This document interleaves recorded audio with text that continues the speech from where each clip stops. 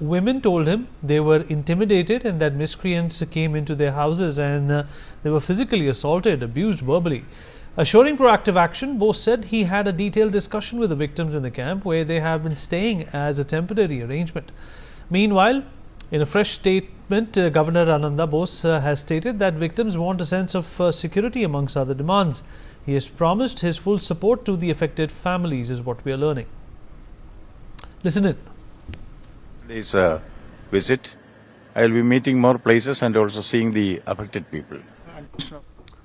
रैनिक, my colleague, is joining us on the phone line to give us more details about this. रैनिक, हमने आपने जो बातचीत करी वहाँ के लोगों से जो अभी पीड़ित हैं वो अच्छे से सुनी, पर अब ये जो मामला है काफ़ी आगे बढ़ चुका है. क्या लगता है आपको केंद्र सरकार की तरफ से भी अब आगे कुछ एक्शन या फिर किसी तरीके की और एजेंसी की इन्वॉल्वमेंट देखने को मिलेगी?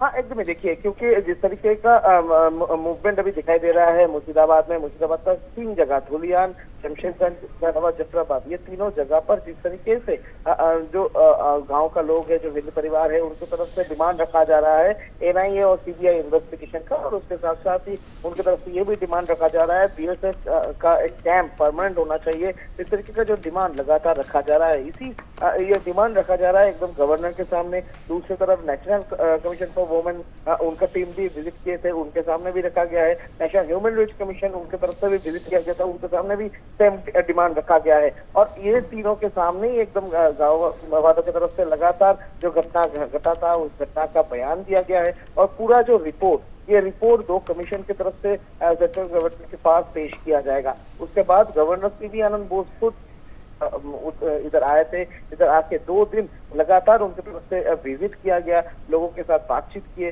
पूरा घटना जो घटा था उसके बारे में जानकारी लिए, और अभी डिमांड है उस बारे में भी जानकारी गवर्नर सीवी आनंद बोस की तरफ से लिया गया है. तो कुल मिलाकर गवर्नर की तरफ से भी अगर कोई एक्शन लिया जाएगा वो भी देखना होगा. और उसके साथ साथ ही ये जो 2 कमीशन आया था, वुमेन कमीशन और उसके साथ ह्यूमन राइट्स कमीशन, ये दोनों कमीशन की तरफ से जो रिपोर्ट पेश किया जाता है, उसके बाद सेंट्रल गवर्नमेंट की तरफ से ये गाँव वाले के जो डिमांड है बीएसएफ का परमानेंट कैंप किया है, सेंट्रल फोर्सेस को डिप्लॉय करने का जो डिमांड रखा गया था, ये डिमांड फुलफिल किया जाएगा कि नहीं, इसके ऊपर ही सबका नजर रहेगा. रेनिका बने रही हमारे साथ. West Bengal governor has arrived in Dhulian to meet the victims of the Murshidabad violence. Bengal governor has also visited the Das family in Murshidabad, the father-son duo that were killed in the April 11th riots. Renik, my colleague with us on the broadcast. Renik, governor Bose पहुंच चुके हैं धुलिया. वहाँ पर ऐसे काफ़ी लोग हैं जिन्होंने इस उग्र की वजह से काफ़ी नुकसान सहा है. हाँ, ऐसे में देखिए, गवर्नर सीवी आनंद बोस अब धुलिया में पहुंचे हैं. धुलिया में पहुंचने के बाद ही उनकी तरफ से धुलिया में जो जफराबाद एरिया है, उस जफराबाद एरिया में जो 2 लोगों को पीट कर हत्या किया गया था, उनका परिवार के साथ मुलाकात किए, उनके घर में पहुंचे थे गवर्नर सीवी आनंद बोस. उन लोगों के साथ मुलाकात किए. उन लोगों के साथ मुलाकात करने के दौरान घटना क्या घटा था वो उसका जानकारी दिया गया. उसके बाद गवर्नमेंट की तरफ से क्या स्टेप लिया गया था उसके बारे में भी जानकारी दिया गया. पुलिस की तरफ से क्या एक्शन लिया जा रहा है, पुलिस के कब्जे लिए पुलिस आने में कितना देरी हुआ था, पूरा जो इन डिटेल इंफॉर्मेशन गवर्नर की तरफ से कलेक्ट किया गया है. और उसके साथ साथ भी गवर्नर की तरफ से क्वेश्चन दिया गया है कि किसी भी टाइम पर अगर गवर्नर का कोई इन्वॉल्वमेंट उनको जरूरत पड़े तो उसके लिए भी गवर्नर राजी है. और उसी वजह से एक नंबर भी दिया गया है, उन लोगों को दिया है कि गवर्नर के साथ वो लोग चाहे तो कॉन्टेक्ट कर सकते हैं.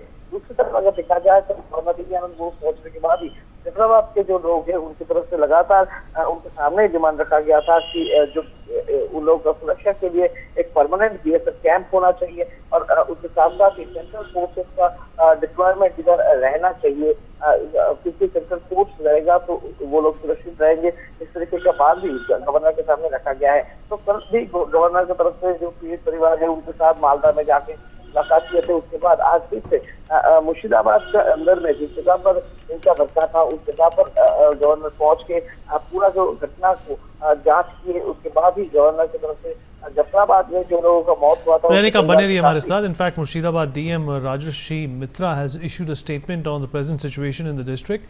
He has stated that the police and the central forces are on the ground at this point in time and that the situation is under control. Listen it. I'm not here to talk to press. I have been doing my relief operations for 7 days. আমি এটা নিয়ে বাকি কিছু কথা বলবো না। Thank you. Situation is under control, sir. Situation as of now, police and central forces are both here. You can understand. Forcefully এখানে পুরোপুরি peace. रैनिक, बताया जा रहा है कि स्थिति जो अभी है वो सामान्य है, नॉर्मल है। क्या आप इस बात की पुष्टि कर सकते हैं?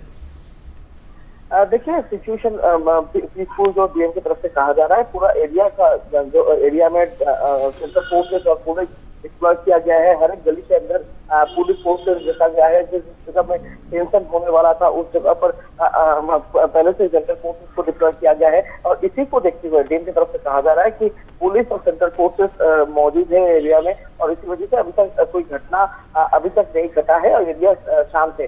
मगर दूसरी तरफ अगर देखा जाए तो जो गांव वाले हैं, जो हिंदू परिवार है जिनके ऊपर हमले का घटना घटाया गया था, वो लोग अभी भी डरे हुए हैं। उन लोगों के उस एरिया में अभी भी डर का माहौल फैला हुआ है। उनकी तरफ से भी लगातार डिमांड किया जा रहा है कि उस जगह पर परमानेंटली बीएसएफ कैंप होना चाहिए, क्योंकि उन लोगों को लगता है अभी बीएसएफ कैंप है, अभी बीएसएफ उधर मौजूद है, सेंट्रल फोर्सेस मौजूद है, तो इसके बाद जब सेंट्रल फोर्सेस विड्रॉ हो जाएगा उसके बाद फिर से उन लोगों के ऊपर हमला हो सकता है। ऐसा भी उन लोगों की तरफ से एक डर काम कर रहे हैं। दूसरी तरफ उनकी तरफ से कहा जा रहा है कि अभी भी रात के अंधेरे पर उन लोगों को धमकियां मिल रहा है। इस तरीके का बात भी उन लोगों की तरफ से किया जा रहा है। यानी अभी तक जो है गवर्नमेंट की तरफ से कहा जा रहा है कि एरिया पीसफुल है, मगर जो लोग है, जो लोग इफेक्टेड हुआ है, उन लोगों के मन में अभी भी डर बरकरार है। अभी भी उनकी तरफ से कहा जा रहा है कि अभी भी डर का माहौल फैला हुआ है। किसी भी टाइम तक उनके ऊपर फिर से हमले का घटना हो सकता है, ऐसा भी उनकी तरफ से आशंका जताया जा रहा है। चलिए रैनिक, इस जानकारी के लिए आपका शुक्रिया। Well, moving on.